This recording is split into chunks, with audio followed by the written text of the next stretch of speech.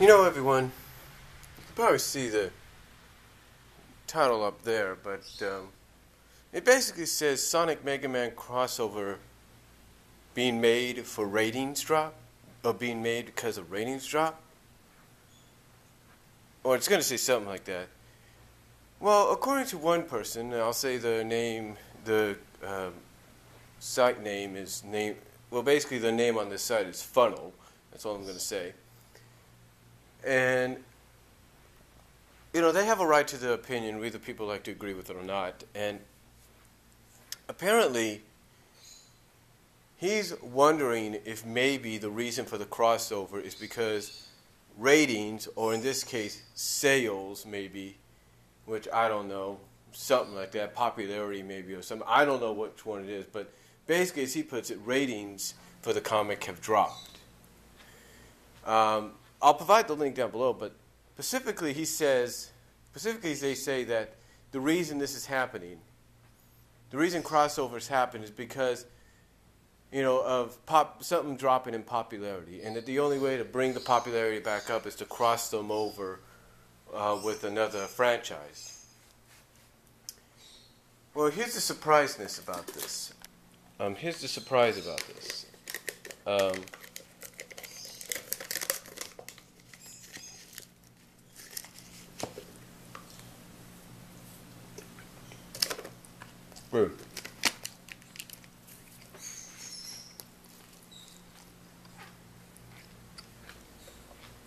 Getting some snacks there, some raisins to eat.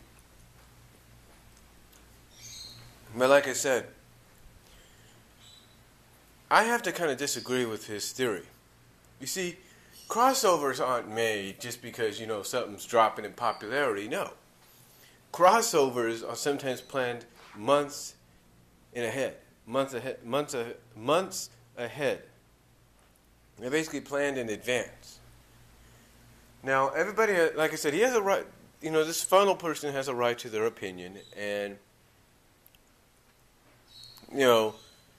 maybe they feel that's why this crossover is happening at the time it is. I mean, I know a lot of people have pretty much voiced their opinion about the crossover. Most are like, okay, we'll fine with the crossover, but couldn't have waited until after the arc. I mean, I feel the same way too. You know, I'm thinking couldn't have waited until the story arc was done. You know, but unfortunately, I guess it can't wait because Archie, I guess along with Sega mostly and Capcom mostly, want to get it done as soon as possible, and they look at the summer of 2013 as the best opportunity. Now, Ian Flynn has come out and said basically he's not too happy with the decision, but he's going to go with it. But again, getting back to the point of this video, you know, is this person correct in what they say or what they're asking and wondering? I have to say no, honestly, because crossovers have happened in all media, and they've happened even at the height of a show or a comic's popularity. They have. They indeed have. In fact, you want a great example? Look at Marvel. When they would cross over the X-Men and Spider-Man in the comics, those were at the height of their popularity. When they crossed over X-Men with Spider-Man during the 90s with the animated series then, that was at the height of both shows' popularity. You see, just because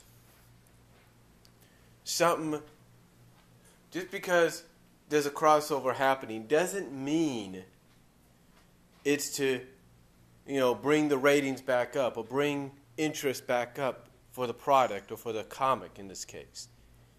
No, it's just something that a lot of fans, maybe even the writers in the companies, have been wanting to see occur. Never thought would, and now it is.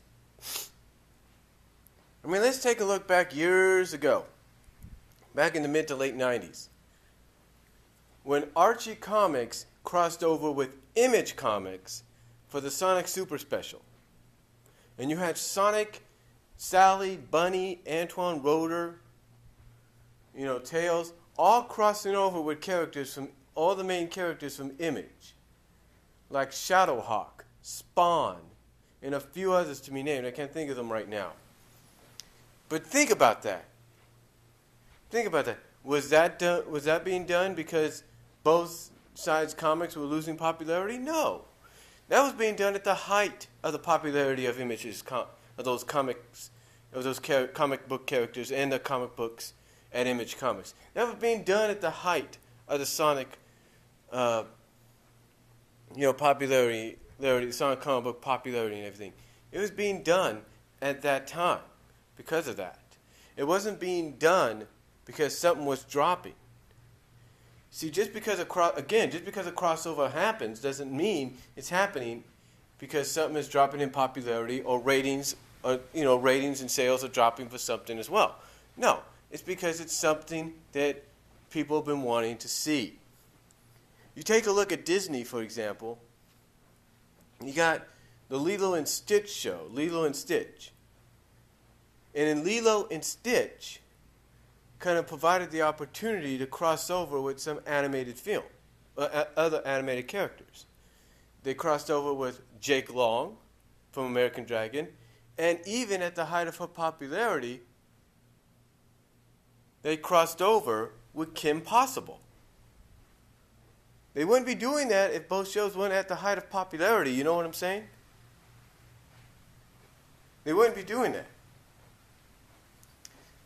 The point I'm trying to make here is just because a crossover happens doesn't mean it's happening because something is failing. You take a look at Disney's Hercules, the animated series. It was very popular.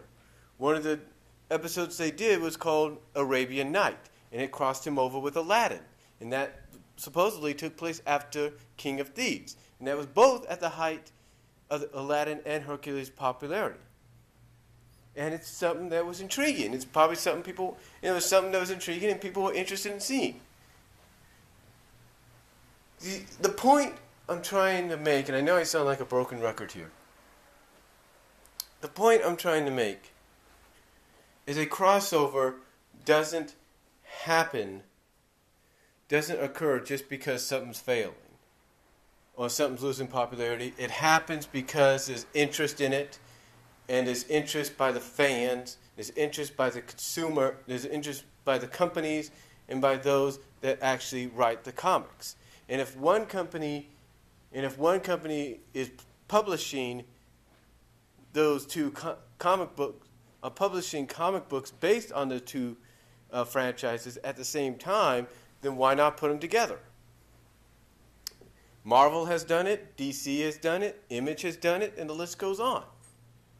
I mean, when Marvel crossed X-Men over with Wildcats from Image and Top Cow, whatever you want to call them, was that because Wildcats was losing popularity? No. It was at the height of the popularity. People wanted to see it.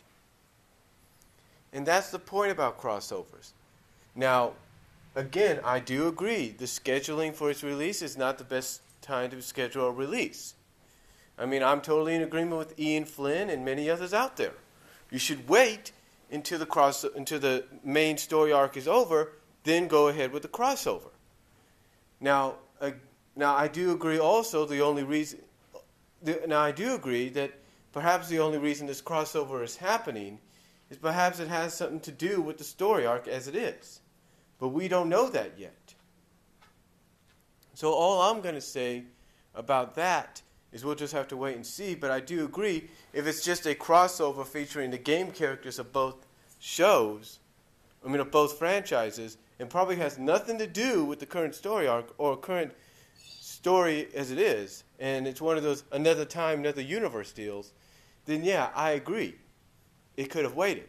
But if it does have to do something with the arc or something with the story arc, then let it be. Let's see what happens, and maybe that's the reason it's being done in the summer.